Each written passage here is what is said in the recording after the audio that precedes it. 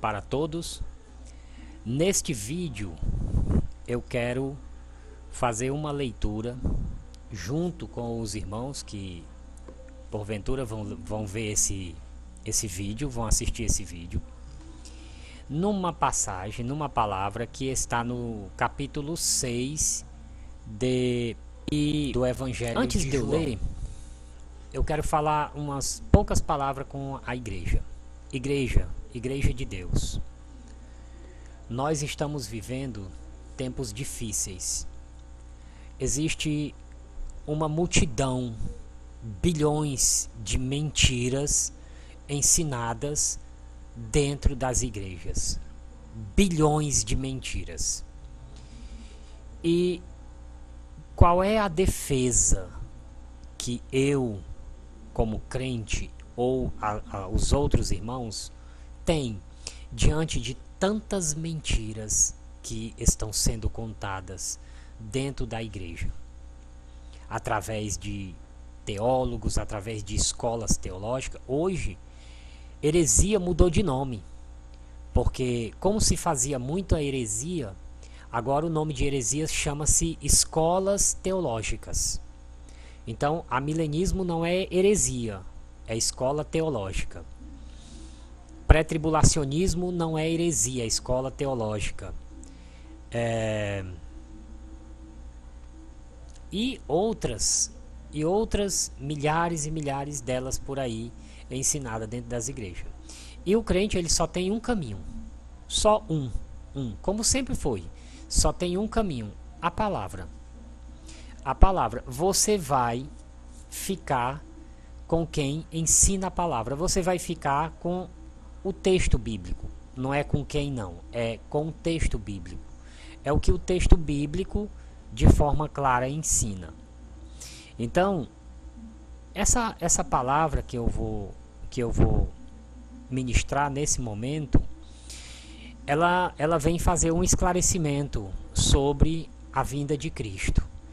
E nós vamos começar com João 6 e vamos ver o que esse apóstolo de Cristo, por Cristo, estes homens, eles viveram lado a lado com Cristo, eles assistiram à morte de Cristo na cruz, eles acompanharam até o fim da vida de Cristo, desde do dia em que foram chamados. Eles passaram aí mais ou menos uns 3 anos com Cristo, que é os anos do ministério de Jesus. Então, os apóstolos são os homens responsáveis por passar as mensagens que Jesus falou. Porque o próprio Jesus nunca escreveu nada.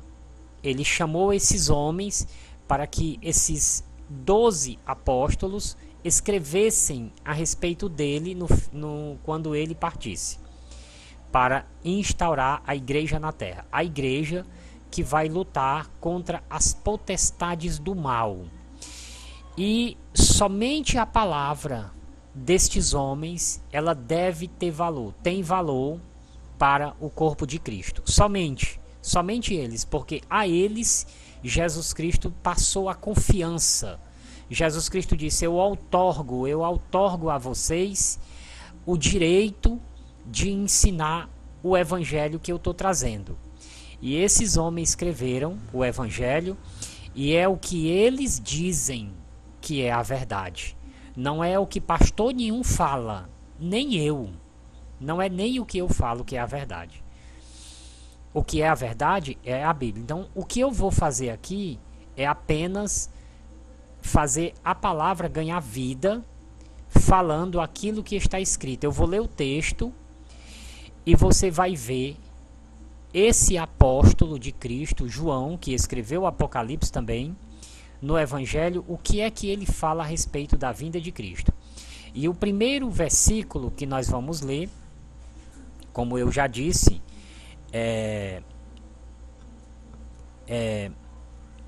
o capítulo 6 de João, do Evangelho de João, e nós vamos ler os versículos 39, 40, 44 e 54. E no mesmo Evangelho nós vamos ler João, mesmo Evangelho nós vamos ler João 11 e versículo 23. E eu quero que você preste bem atenção no que o evangelista João escreveu, por ter escutado da própria boca, dos próprios lábios, dos lábios de Jesus Cristo. Entenda isso, que João escreveu o que ele ouviu de viva voz, do próprio Jesus Cristo. Se você não aceita esse testemunho como verdade para a sua vida, então, meu irmão, pergunte a si mesmo o que é que você está fazendo dentro da igreja. Porque se a palavra de Deus não for suprema na sua vida, então você não tem nada na vida, você não está fazendo coisa nenhuma. Mas não é isso que eu espero de um homem que confessou Jesus Cristo como Senhor e Salvador da sua vida. Infelizmente, nós temos visto pessoas que estão substituindo a palavra de Deus pela sua própria palavra, tirando fora aquilo que é o sagrado para o povo de Deus, que é a Escritura Sagrada. E eu vou ler os versículos que eu já mencionei. O primeiro, 39. E esta é a vontade daquele que me enviou, que eu não perca nenhum dos que ele me deu, mas os ressuscite no último dia. Eu quero que você grife na sua mente essa palavra, que Jesus Cristo está dizendo aqui que ele ressuscita no último dia, que ele faz uma ressurreição no último dia, que é a ressurreição que nós esperamos. E ele está dizendo que eu ressuscite no último dia. Grave essa palavra, ressuscito no último dia. Vamos para o versículo 40.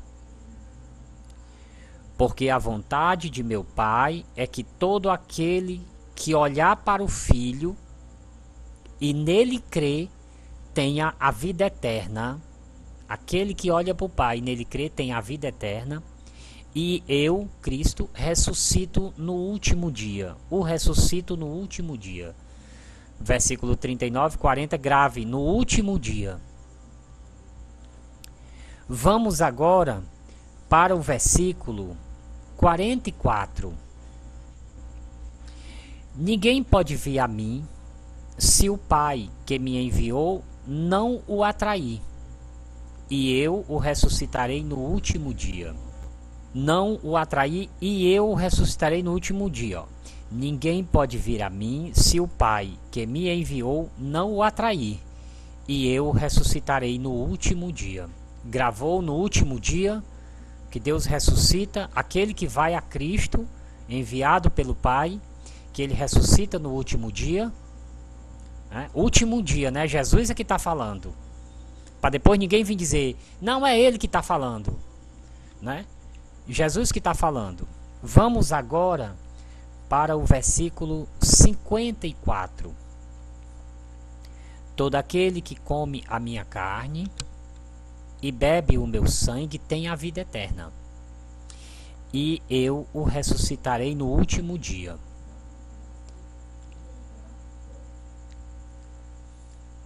Você entendeu? São 4 passagens, só no capítulo 6, que Jesus falou 4 vezes que ressuscita no último dia. Jesus disse isso. E os apóstolos entendiam que a ressurreição ocorre no último dia. No último dia. Agora eu vou para outro versículo. Que é a primeira carta de Paulo aos Tessalonicenses, no capítulo 4 e no versículo 13, do versículo 13 ao 17. Vamos ver o que ocorre nessa ressurreição, que é no último dia. Se você acredita em Jesus Cristo, você tem que dizer que a ressurreição ocorre no último dia. Ou então, você não está acreditando na verdade bíblica. Então vamos ler, ó. O título, A Vinda do Senhor, capítulo 4, de primeira carta aos Tessalonicenses, e versículo 13 ao 17. Nós vamos ler. Irmãos, não queremos que vocês sejam sejam ignorantes quanto aos que dormem, para que não se entristeçam como os outros que não têm esperança. Se cremos que Jesus morreu e ressurgiu, cremos também que Deus trará, mediante Jesus Cristo e com ele, aqueles que nele dormiram.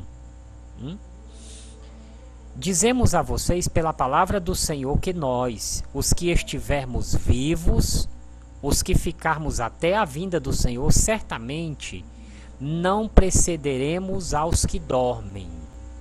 Pois dada a ordem com a voz do arcanjo e o ressoar da trombeta de Deus, o próprio Senhor descerá dos céus e os mortos em Cristo ressuscitarão primeiro. Depois nós, os que estivermos vivos, seremos arrebatados com eles nas nuvens, para o encontro com o Senhor nos ares. E assim estaremos com o Senhor para sempre. Consolem uns aos outros com essas palavras.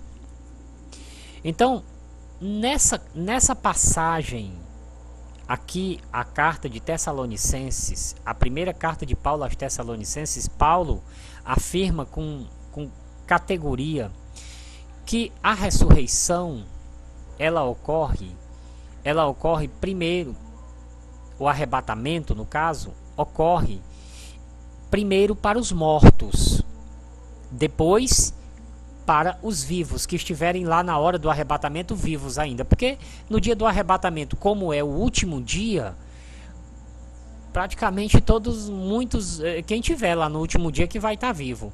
E o restante vai estar morto. Esses ressuscitarão primeiro. Eu quero que você grave na sua mente que a Bíblia está dizendo que o morto ressuscitará no último dia, como Jesus falou em João 6, e será ressuscitado no arrebatamento, terá primazia de ação de Deus na vida deles. Primeiro os mortos ressuscitam, depois nós os que estivermos vivos, e juntos nos encontramos com o Senhor nos ares, e estaremos para sempre com Ele. Então, veja que eu não estou ensinando para você inferências minhas, cogitações que eu fiz, meditações que eu cheguei à conclusão, não é isso. Eu simplesmente li o texto bíblico, fazendo você acompanhar o texto para que você não se esqueça daquilo que está escrito. Jesus ressuscita no último dia. Eu vou já falar um pouquinho sobre o último dia. Então, Jesus ressuscita no último dia. No último dia, quando Jesus vem nas nuvens, ele ressuscita primeiro os mortos e depois os vivos.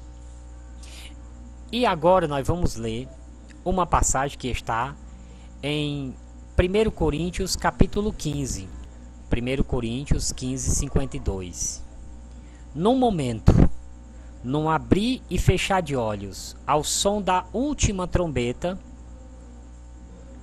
pois a trombeta soará, os mortos ressuscitarão incorruptíveis, e nós seremos transformados. De novo, ele coloca a ressurreição dos mortos em primeiro lugar.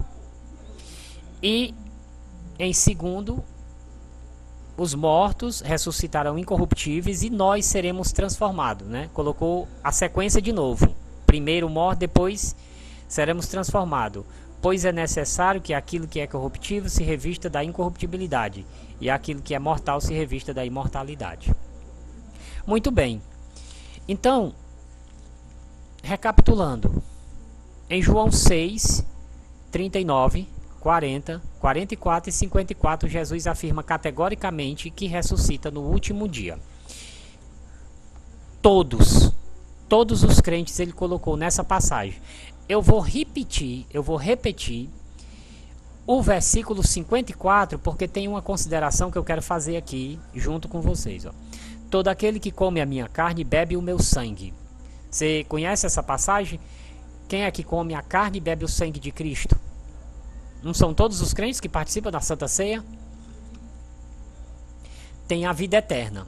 Quem come a minha carne e bebe o meu sangue tem a vida eterna. e eu ressuscitarei no último dia. Todo aquele que come a minha carne e bebe o meu sangue tem a vida eterna, e eu ressuscitarei no último dia, pois a minha carne é verdadeira comida e tal. Beleza. Então, você participa da Santa Ceia? Você será ressuscitado no último dia, de acordo com a palavra da Bíblia, né? Eu creio na palavra de Deus. Não existe nenhum ser humano nessa terra que tenha conhecimento suficiente para me fazer desistir de crer na palavra de Deus. Mas eu conheço crente que segue doutrinas assim que se faz um estalo com o dedo. Pelo amor de Deus, não faça isso, não. Procura a leitura da Bíblia e entenda que essa é a única verdade, irmão, que você nós tem. Já temos tantos pecados na nossa vida e ainda vamos ensinar mentiras usando a palavra de Deus. Já basta o que você já tem. E olhe que esse é um pecado mortal. Você ensinar mentiras usando os textos da palavra. E nós estamos com a igreja super infralotada de pessoas que estão fazendo isso. Desvirtuando os crentes do caminho da verdade. Com mentiras. Aqui no capítulo, no versículo 44, ninguém pode vir a mim se o Pai que me enviou não o atrair e eu ressuscitar no último dia. Veja bem, as classes de crentes que foi colocada aqui. A vontade de meu Pai é que todo aquele que olhar para o Filho, esse é o que olha para o Filho, e nele crê tem a vida eterna e eu ressuscito no último dia. Então todo aquele que olha para o Filho e crê nele tem a vida eterna, e Jesus ressuscita no último dia. Aquele que o Pai envia para Cristo tem a vida eterna, e Jesus ressuscita no último dia. O 39, esta é a vontade daquele que me enviou, que eu não perca nenhum dos que me deu, mas os ressuscite no último dia. Todo aquele que o Pai dá a Cristo, ele ressuscita no último dia. Bom, com todas essas classes, todo aquele que come a carne e bebe o sangue de Cristo tem a vida eterna e Jesus Cristo ressuscita no último dia. A minha pergunta é essa. Todas as classes de crente estão aqui, vão ser ressuscitados no último dia. E na vinda de Cristo tem primazia. É primeiro os mortos. Ou seja, todos nós que estivermos mortos, na vinda de Cristo seremos ressuscitados no último dia. Aí eu pergunto, esse arrebatamento secreto que o pessoal ensina por aí, e que ressuscita, que leva vivos, que no arrebatamento secreto eu não vi falar de mortos. Primeiro que Jesus ele vem no último dia, como Paulo fala em 1 Coríntios, ao ressoar da última trombeta, ele vem e ressuscita os mortos no último dia, porque tem que ser no último dia, porque ele não vai estar ressuscitando fora do último dia. E imediatamente os que estão vivos serão transformados e levados, né? Então, aqueles que estiverem vivos, que são servos de Deus, serão transformados e levados e juntos se encontram com o Senhor nos ares. Então, o arrebatamento ocorre no último dia. Isso nos lembra a passagem de Mateus, quando Mateus fala: o sol escurecerá, a lua não dará sua luz, as estrelas cairão do firmamento, então aparecerá no céu o sinal do Filho do Homem. Agora eu pergunto para você, o sol desapareceu, a lua desapareceu, não tem mais dia, porque se você só tem dia com a presença do sol, considerando o movimento da Terra, que faz com que o sol esteja fixo, o sol está fixo no lugar, a Terra gira e dá origem aos dias e às noites, dia e noite, tarde e manhã. A Bíblia chama tarde e manhã, dia e noite. Mas se eu tiro o sol, o universo está escuro, não tem lua, porque a lua recebe luz do sol, então está tudo escuro. Então a Terra está girando sem ter dia, sem ter noite. Por quê? Porque é o dia da vinda do Senhor. E, portanto, é o último dia. Então, quando alguém perguntar para você qual é o dia do arrebatamento, é o último dia, segundo as Escrituras. Mas eu tenho essa enxurrada de textos falando isso. Mas eu pergunto para você que segue o ensinamento pré-tribulacionista, me dê um texto um texto só que ensine um arrebatamento secreto a qualquer momento. Eu só quero um. Se você me mandar um único texto dizendo que ocorre um arrebatamento secreto a qualquer momento, aí eu garanto para você que eu vou ter que repensar tudo isso aqui que eu li, que Jesus Cristo fala que ressuscita todo aquele que come e bebe o sangue dele no último dia. Eu terei que repensar tudo. Mas eu tô falando isso, mas eu já li a Bíblia toda. Não existe esse texto na Bíblia. De Gênesis a Apocalipse não existe um arrebatamento secreto. Não existe isso escrito de forma direta, nem em contextualização. Você não vai encontrar em contexto nenhum uma ideia de um arrebatamento secreto. E, meu irmão, use teu coração, a tua mente, para tu pensar. Escuta isso, por que é que muitos irmãos estão lutando para derrubar esse ensinamento? Porque esse ensinamento foi uma doutrina criada há mais ou menos 200 anos por um maçom chamado Nelson Darby.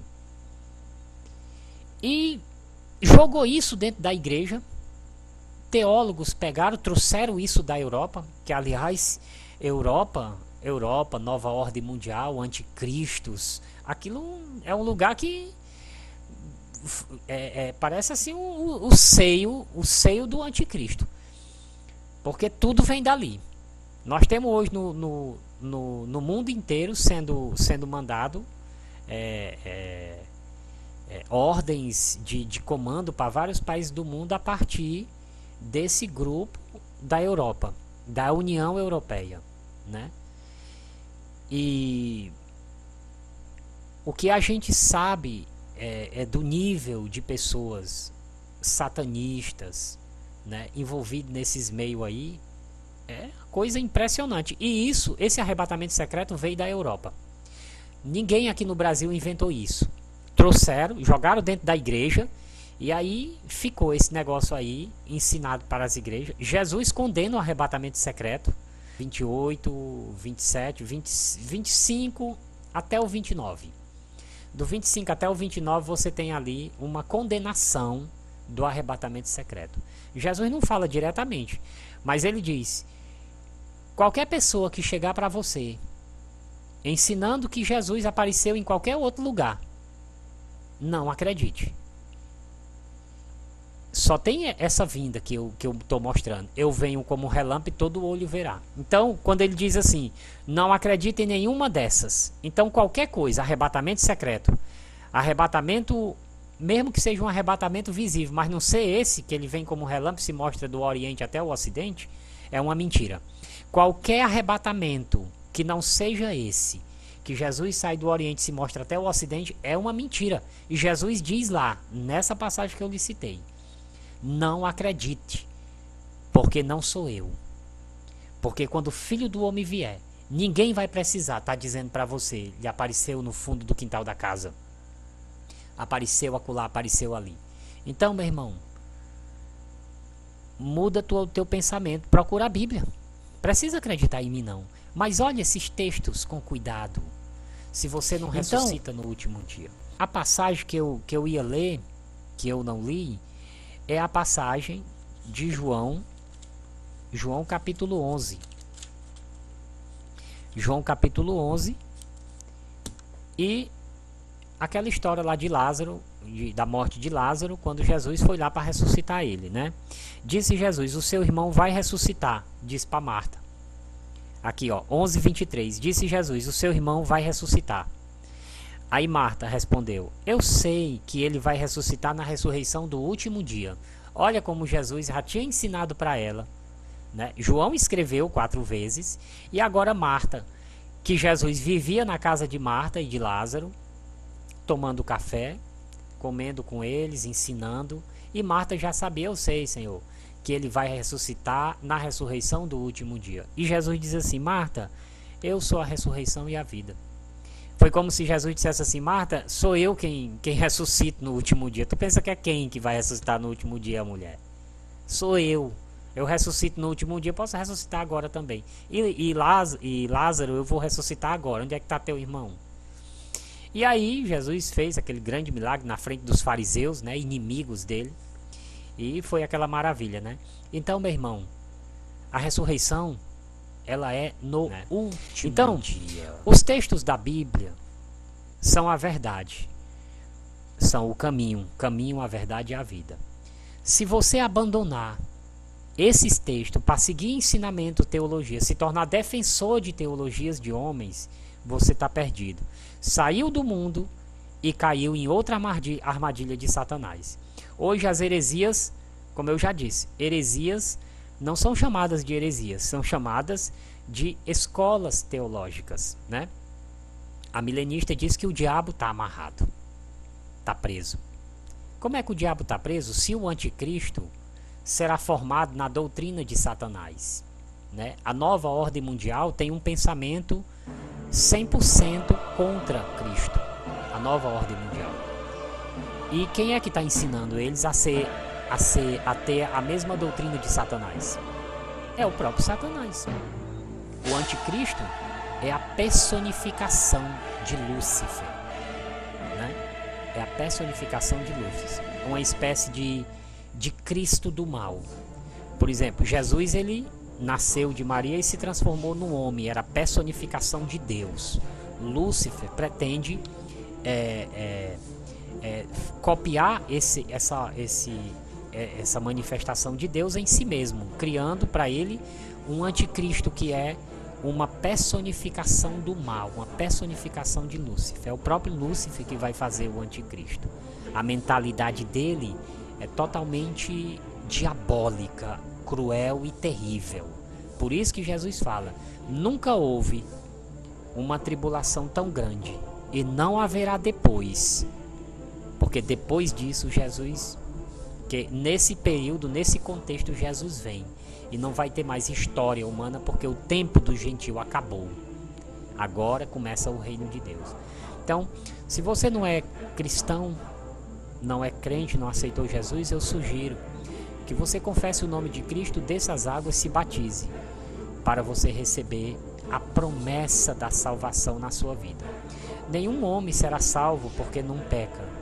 Os homens serão salvos pela misericórdia e graça de Deus. É claro que a nossa vida tem que ser moldada pelas leis de Deus. Não podemos andar sendo crentes, transgredindo a lei abertamente. Somos fracos, somos pessoas que cometemos erro, mas lutamos para tentar uma vida, para dar passadas corretas diante de Deus, andar nas veredas de Deus. Se você não aceitou Jesus ainda, aceite, meu irmão, que nós estamos no tempo do fim. E você só vai ter um Salvador. Você só tem um Salvador, em Cristo. E o resto do mundo está do lado do anticristo. Daí a perseguição contra os cristãos, contra a igreja, falando contra os mandamentos de Deus. Jesus não pode ser mais ensinado nas escolas. Jesus tem com aquela mentira de laicidade. O Estado é laico. É laico, mas para doutrinas diabólicas de Satanás não é laico, né? Porque o que nós temos são pessoas ensinando aí dentro das escolas que não existe uma verdade, que tudo é relativo. Quem são essas pessoas? Quem é que fala isso? Quem é que tem interesse em dizer que não existe uma verdade, senão Lúcifer? Porque Jesus Cristo é a verdade, o caminho e a vida. Ele disse: eu sou a verdade. Então, quando falam isso, é o próprio Lúcifer dizendo que Deus não existe. É uma outra maneira de dizer que Deus não existe. Se você não entendeu isso ainda, entenda agora. Que Deus abençoe a todos.